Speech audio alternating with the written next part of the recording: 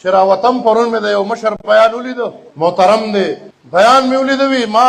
اتم اعتماد نه غوښته، دا خو د زرداري صاحب تجویز و. پکار ده چې دغه میډیا والا دې تپوس کړی وی چې وزارت دې غوښتې کو نه وزارت دې اتم اعتماد نه غوځان تخته، خو چې دا په وفاق کې د خپل وزارت واغشته او کېناسته او دلته د غل گورنر کېنو او بیا د اغله وزیران ناستو او پښتونخوا کې د مولا نوم شرمو، هر اودا هر نوکری په پیسو خرڅ شوا،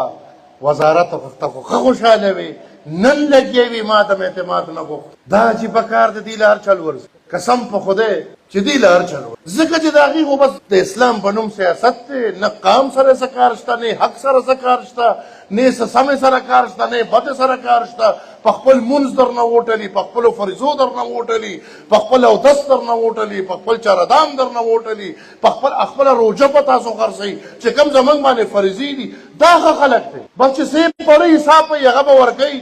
سیب چې تا عدم اعتماد نه غوښتو، ته خو د پی ډي ایم مشر وې، ته خو د پی ډي ایم صدر وې، تا سره خو ټولې غټې پارټۍ وې، ته راتلې او تا د زرداري خبره منله،